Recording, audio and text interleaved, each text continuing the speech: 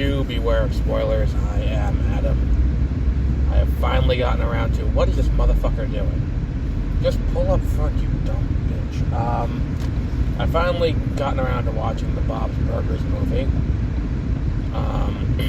I went to see it in the theater rather than waiting for its inevitable arrival on Hulu because, you know, the 20th century thing, so it'll 100% be on Hulu at some point in the future. And I don't necessarily think you need to see this movie in a theater in the same way that, like, you didn't need to see the Simpsons movie in the theater or really any of the SpongeBob movies in a theater, because there's, like, one example that I can think of a movie that came from a TV show that was good, and that's probably Mission Impossible. But beyond that, there really isn't a ton of, a ton of precedent for good movie, good TV show to movie jump. And I think part of it is you end up with this weird thing a lot of the time, like, where the stakes become way too high, and you're like, well, that's not what I like about this. Like, when I go to see, you know, The Simpsons, like, when I tune in every week, I'm like, oh, I'm here to watch the weekly adventures of the Simpson family.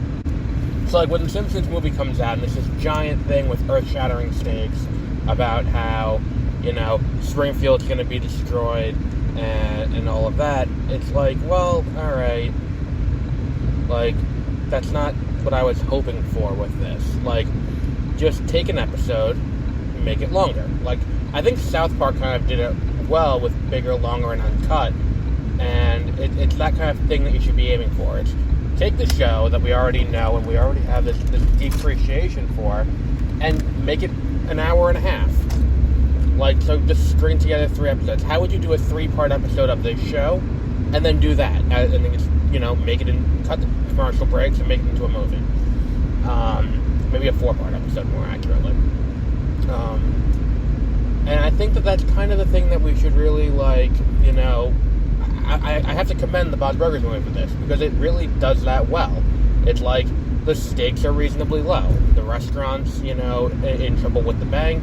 They need to pay their rent, they need to pay their loan, and a sinkhole opens up in front during that week. And then they discover a body in the sinkhole, and they have to figure out who killed this person who worked at the wharf. And it works, you know? For what it is, it works. I don't know if like, as I'm sitting there, I'm like, I probably could have waited for streaming on this, or this probably could have been a streaming title, which is actually the exact opposite I felt about Chip 'n Dale Rescue Rangers, if I'm being completely honest, where I'm like, you know, like, that movie would have been better on the big screen. This one, I think, could have done better on streaming, but maybe it is just that feeling that, like, I'm accustomed to watching this at home. Like, I'm not going in on a weekly basis to see, like, when Bob's Burgers is on, I'll watch it on Hulu, I'll catch up on Hulu or something like that. I feel like it's kind of that kind of situation where it's like, well, because I'm used to watching it in one format, moving it to another format is where the dissonance kind of kicks into high gear, where I'm like, oh, well, that's not how I normally watch it, so why am I watching it this way now? And then, like, what's going on with that? And I think it is a fundamental problem. Like, it's not a problem with the movie, but it is a problem with taking the format and switching it. It's worth noting the person who ends up being the bad guy, I don't remember his name, but he's like a cousin of Fish Odor. He's voiced by the guy who voices the warden on Superjail, which I just watched all of. So it's like, it's one of those things where it's like, oh, I recognize that voice, and then you're sitting there like, where am I recognizing it from? Let's see, what else is there with the movie? I mean, there's some cool things that they do that I think a movie budget allows you to do that you wouldn't be able to do on a TV budget. Namely, they do some cool blends of 2D and 3D that I'm always a real big fan of when they do. And most importantly, everything feels like the show. It feels like you're watching an overlong episode of the show. And I think that's why this movie works so well. Is that you're not watching a movie. You're not watching, like, you know, we're going to do something we wouldn't ordinarily do. Which kind of a big deal. I think the musical aspects are something where it's like, I wasn't overly thrilled by it, and I feel like my theater wasn't overly thrilled by it either. I think that mileage will vary on that. It'll depend on how you feel about the musical in general, musical aspects in general. But more importantly, it's like everyone acts the way they should. The movie feels like it should be an episode of Bob's Burgers, which is what I'm here to see. I'm not here to see, Bob's Burgers plus, what's it called? Like Bob's Burgers, doing things that they wouldn't normally do. I'm here to see Bob's Burgers, and it succeeds on that front. I will say, though, this is a movie based on a Fox animated TV show. And that's not a statement designed to be incendiary or anything, but it is worth noting because the show airs on the Fox network. In the same way that if they did an Aqua Teen Hunger Force movie or a Rick and Morty movie, it's like, okay, it's an Adult Swim movie. The reason I point this out is that the majority of Fox adult animation stuff ends up on Adult Swim. Which airs after 9 o'clock, and it airs in prime time on a major network. It is ostensibly not a movie for children. And it's not that it's not a movie for children because there's anything bad in it. It's just that's not the target audience. And I think that Bob's Burgers has kind of been very tame in a way that even The Simpsons isn't. Like, The Simpsons looks like, in terms of, like, graphic content, The Simpsons looks like an Adult Swim show compared to, this. And it's the same kind of thing as, like, King of the Hill. King of the Hill isn't raunchy. King of the Hill isn't, anything like that. But it is for adults. And it's kind of the same thing. You could probably bring a kid to this movie, and the kid would probably be able to understand what was going on. The movie's PG-13. That said, I think that, if we didn't already agree with Lord and Miller's premise of their op-ed, it is further proven by what was advertised for this movie. I'm not talking what AMC runs in their Noovie nonsense in the 20 minutes before they start the ads.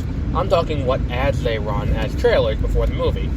And, well, yes, they showed Vengeance with BJ Novak, which I think I commented on the other night after I saw Top Gun Maverick, and I was like, oh, that movie looks pretty cool.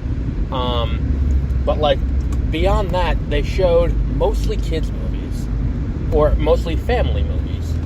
And yes, I will say, Thor definitely belongs to be advertised there, Avatar definitely deserves to be advertised there, but the fact that every animated movie coming out for every studio between now and the end of the year that has a trailer is attached to this movie shows that the industry doesn't respect animated movies as anything more than kids' fare, even when they're not.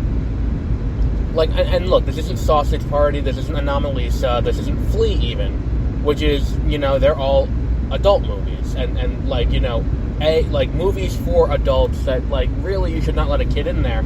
You can probably get away with, like, bringing a kid the age of Tina, or a kid the age of Louise into the movie. But at the same time, I probably wouldn't. There's nothing there that's objectionable to that degree, where where they wouldn't find it amusing. But that said, I wouldn't do it. Like, it's just kind of weird that you're going to throw up League of Super Pets. You're going to throw up that other one, Paws of Fury, from Paramount. You're going to throw up Lightyear as the big money shot trailer. It's like, well, first of all, it's the 20th century thing, so really the trailer you should be throwing up there before this as the last one should be Avatar. Or, if it's because Disney owns it and it's, Disney getting the last word here, Thor Love and Thunder.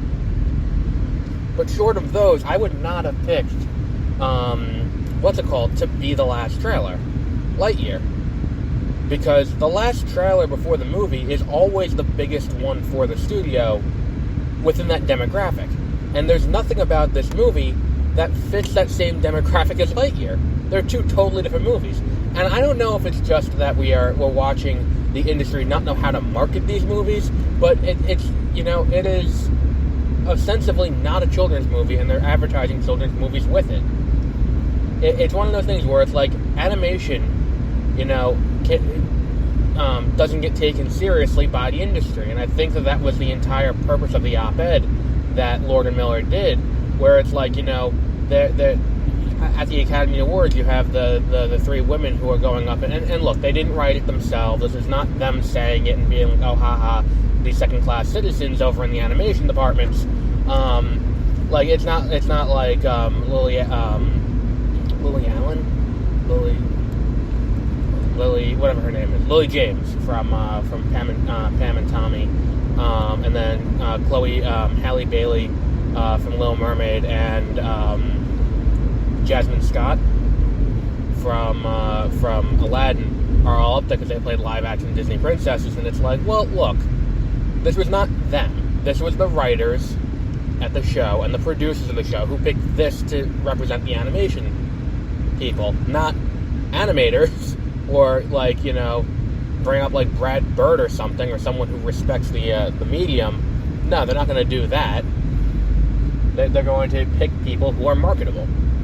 And I think that if we look at the way that they treated this movie in the previews, I'm like, well, we wonder why this happens, and yet here it is. And I don't think I don't know what the case is, because I've heard that sometimes the companies pick what movies run before it. So maybe it's just someone at AMC who saw animated, boom, let's go. But it's and the thing is too, it's the people who are watching Bob's Burgers are by and large not people who are going to be going to see League of Super Pets. I don't think you're getting many parents who are going to be going to see that. I don't think, and that's the thing too. It's even Paws of Fury and Despicable Me or Minions 3, whatever the hell it is. They're not movies that are designed. They're not Lightyear. I can see there being a big crossover audience outside of the initial what's the one looking for here? Outside of the initial okay, this movie is for kids, but you're also going to get people who are there for nostalgia, who are oh, I was a kid when Lightyear came out. Now I have kids. I'm going to go see that.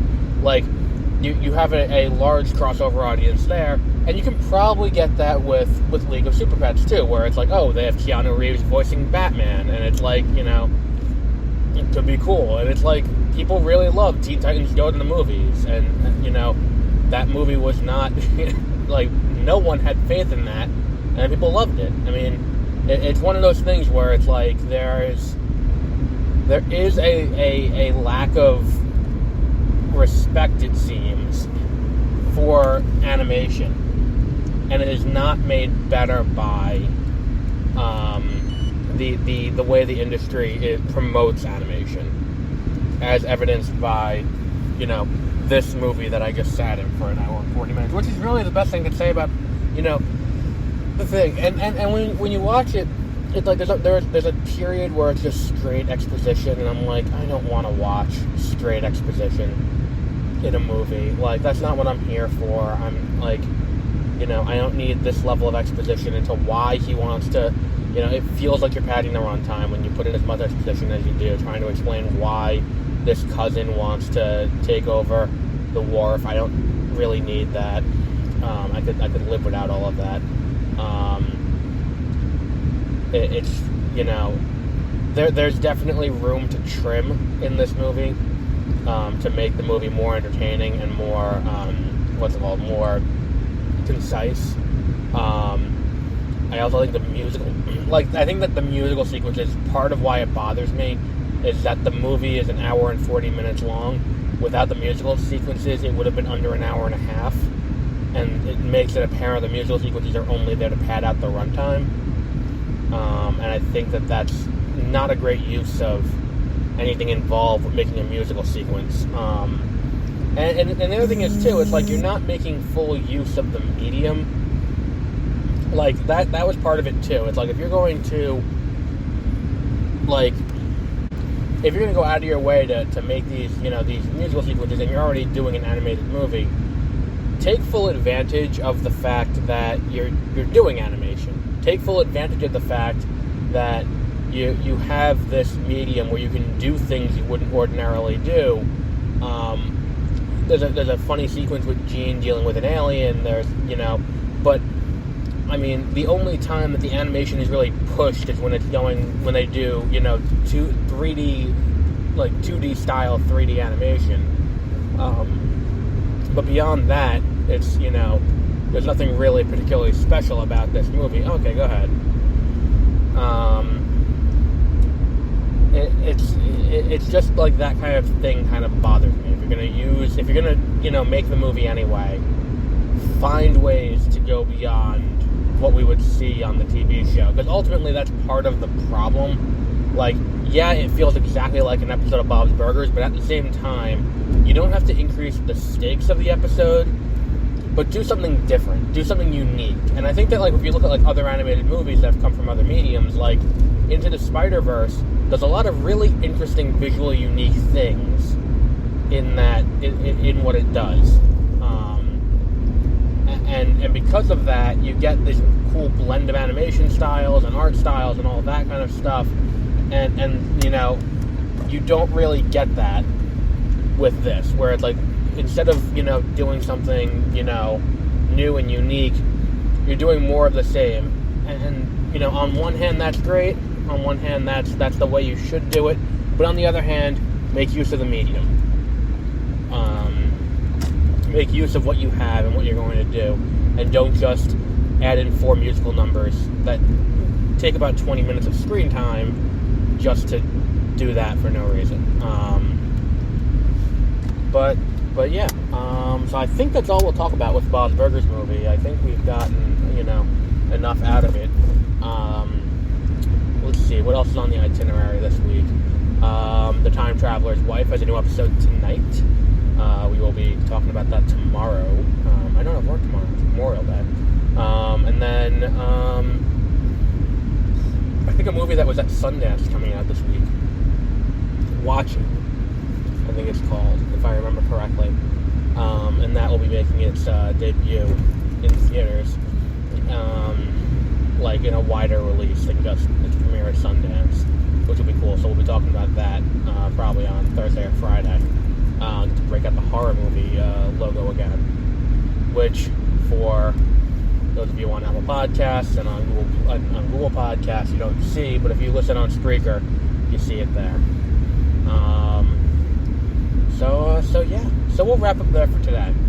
And we'll be back with more stuff as it happens. So until then, have a great rest of your week.